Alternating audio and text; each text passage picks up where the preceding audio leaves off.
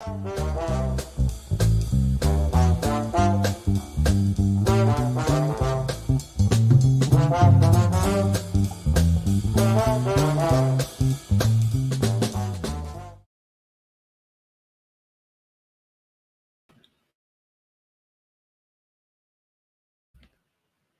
everybody, and welcome to the 53rd edition of the All Things Sports Podcast. My name is Danny Shanwitzer, and I'm joined by Zach Bischoff, the superior host, and you can read the whole intro. No, yeah, a little bit different here, Zach. Caught me off guard here a little bit. Zach definitely does this more smoothly than I do, but it's great to have you joining us here, listening to us, and Zach, great to be with you here, man. Great to be with you as always. Good afternoon from a beautiful, almost summer day here in Western PA. Now, we are going to talk about first the NBA Finals here. I'm going to have Danny lead that segment, and then I will lead the Stanley Cup Finals, and then we will both talk about the stories around the NHL. The Penguins hired now president of hockey operations, Kyle Dubas. We will get to that later in the program, but as for now, Danny, can you lead us in talking about the National Basketball Association Finals? For sure, Zach. Like you said, man, it's a great time of year. You know, we're turning the page from spring into summer, man, and I, for one, am super excited at that. And the start of June means also the start of the NBA Finals that got underway yesterday between the Denver Nuggets and the Miami Heat. The Denver Nuggets, in dominating fashion,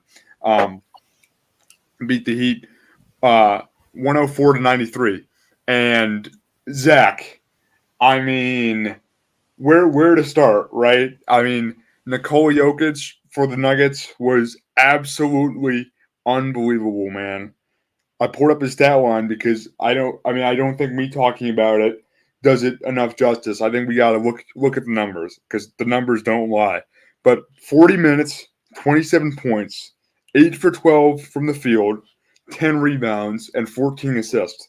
Okay, this is the Nuggets' first finals appearance in franchise history, and they handled it like true pros. I mean, and I kind of expected this a little bit because if any of our listeners following the NBA know, Denver, came off of a sweep where they, and because of that, they had a lot of time to rest guys and just hadn't played for like a week or something. And the Miami Heat came off of a heck of a series against the Boston Celtics. Just scraping by. So I kind of expected with the home court with the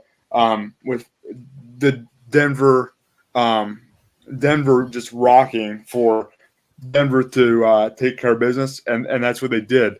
I mean, from start to finish, that I think they were the better team. The Miami Heat, to their credit, man, they do not go away. I mean, they're a hungry 8 seed.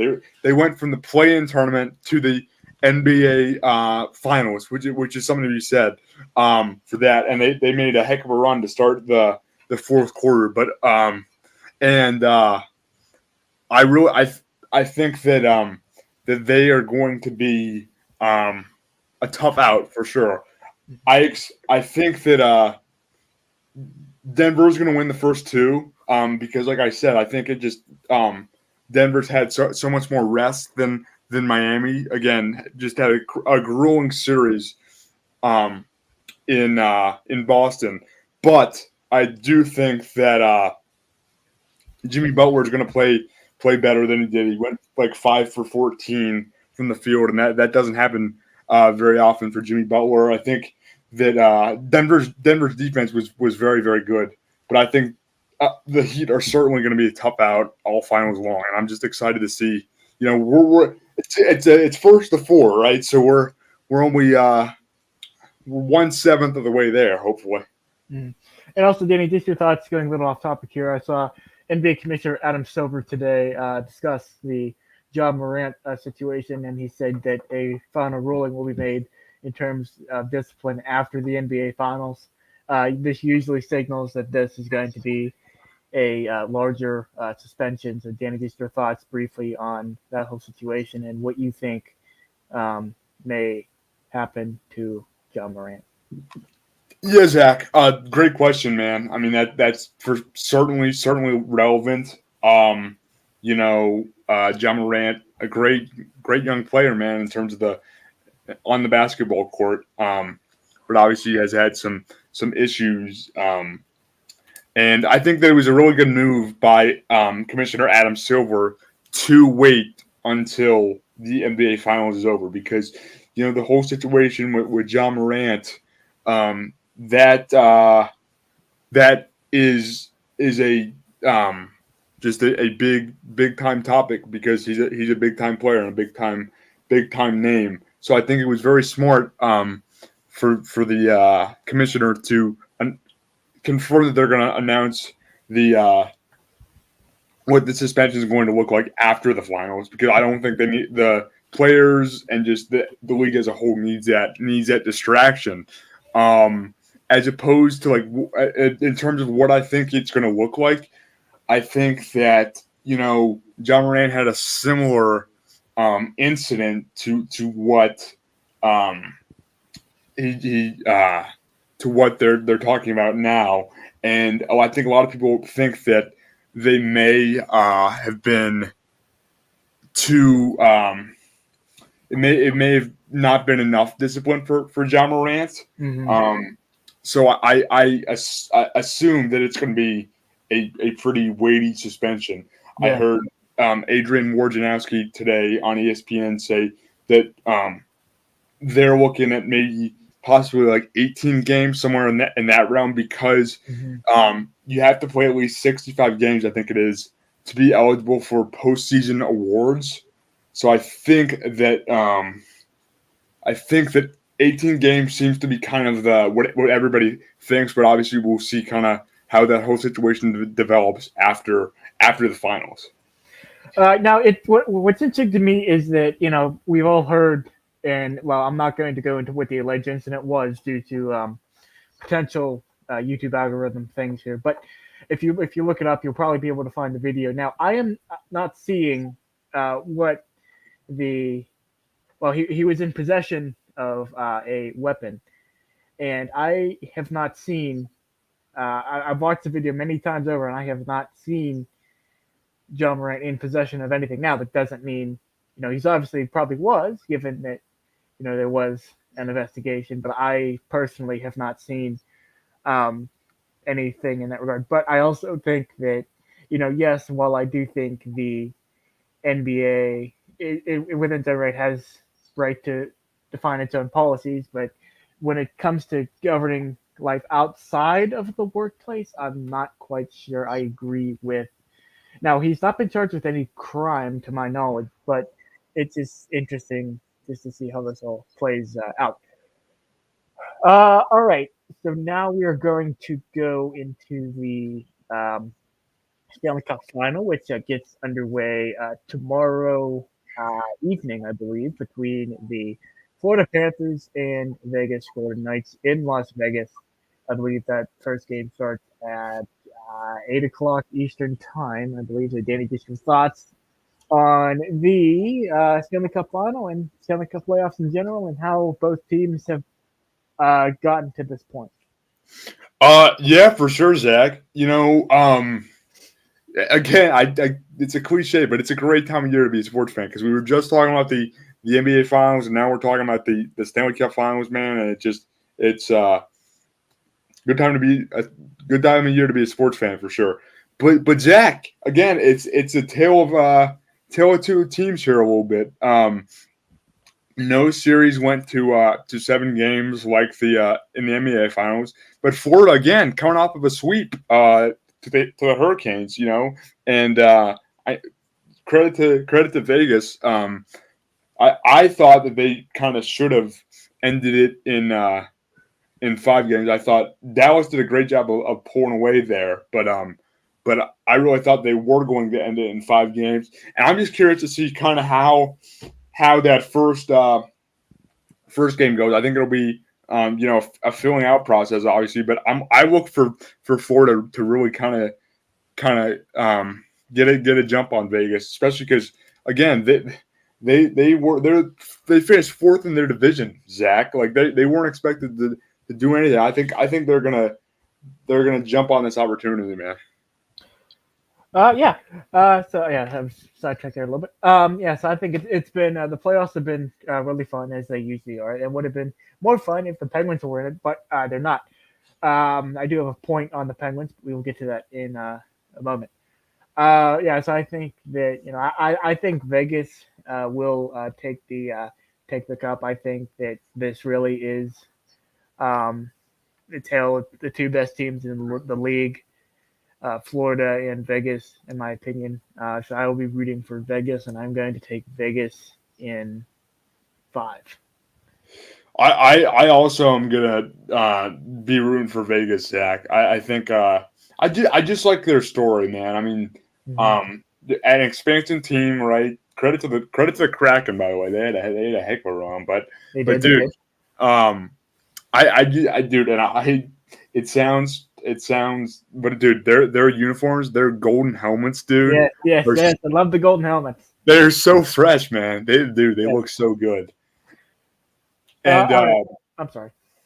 No, I just like you were saying, Zach. I think it's also kind of getting. I don't want to say like philosophical here. I think it's also hard for a team that has been sitting like the Panthers have for a week almost to play for like 2 weeks. I think that's hard, man, because as a player, as a hockey player myself, dude, I don't know. It's going to be interesting to see how they respond. I really think that they're going to jump on it, man. But the Florida coaching staff has had a tough job these past couple weeks, man. Mm-hmm. And our last topic for today is going to be the 2023 World Para Ice Hockey Championships that are currently going on in Saskatchewan. So, Danny, just give your thoughts briefly on that tournament and how it is progressing. Yeah, man, for sure, dude. If you guys have not, if our listeners have not watched sled hockey, it is something else. It really, really is. Zach and I are both play sled hockey. So it's pretty cool to see. Yes. But it's just when the world championships come around, man, it's really special because you kind of see like just the best, right? The U.S. has been rolling. They beat Czechia 7-1, Korea 9-0, and Canada 3-0. So it's been a heck of a 3 games for them. I believe they play in the semifinals tomorrow. But overall, just been a great couple. Moose Jaw, Canada, which is pretty awesome that it's in Canada. I think it's the first time since like I want to say like 2010 or something they've hosted a world championship. First time ever. Mm-hmm. Yeah, no, that's great for the sport, and you just see teams that are really kind of, for the longest time it's been USA Canada at the top, and it still is because I mean the US and Canada teams are just unbelievable. They got guys that are so fun to watch. But other teams are also coming onto the scene, which is pretty cool. Like Czechia had a heck of a game against Canada where they Canada won 2-1, but it was a super close game.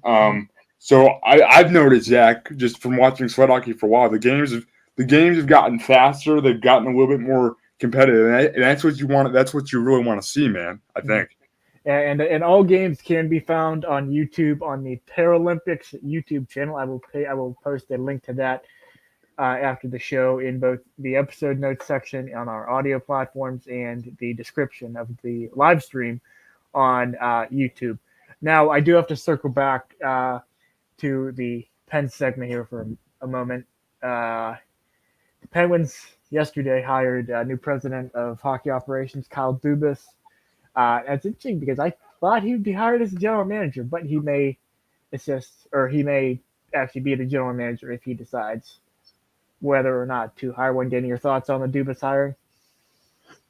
Yeah, Zach. And again, any NHL fans here, know that Penguins have been in search of a new GM here. The Dubas left from Toronto after making them just having a really strong roster. Just haven't quite been able to get over that the playoff challenge. Get to the any late rounds really, but Briefly, if I may interject, I have yeah, go ahead.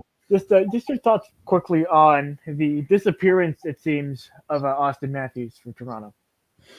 Yeah, that's been another thing too, Zach. Is like again, and this kind of ties into what we were going to say about the Penguins, at least in my opinion, is like you can Dubas can have like can sign all the greatest players on paper, can assemble the greatest hockey team on paper, but it's really again it's how the players kind of gel together. And like Zach was saying here, man, I mean Austin Matthews, great young stars, kind of blended in here a little bit, especially this season. But I think that in terms of like star players kind of having off years, I definitely think that Austin Matthews will be better come next year. I mean, I think that's kind of what great players do is they hopefully when something's not working they kind of find a way around it. But that's a heck of a point you make, Zach. So yeah, that'll be interesting to watch. But as far as what Dubas has to do, Zach, he's got a tall to-do list, man. I mean, to start, I think we got to start at the goaltending position, Zach. I mean, what do you think we do that? What do you think we do there? I think you're might be muted.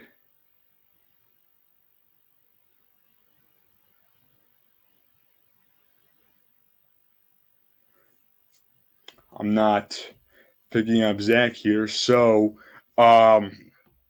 we will hopefully try and get that figured out.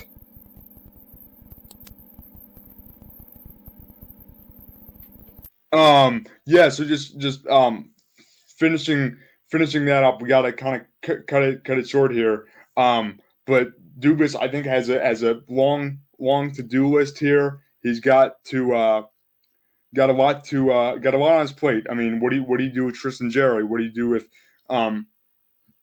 Jake Gensel?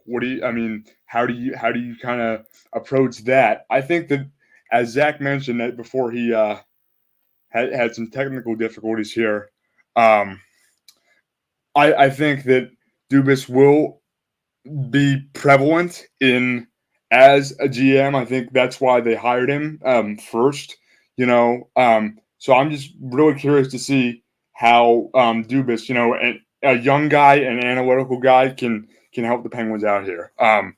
But unfortunately, because Zach's of technical difficulties here, we're gonna have to cut it a little bit short. So thank you guys for listening here, and we'll be back together soon.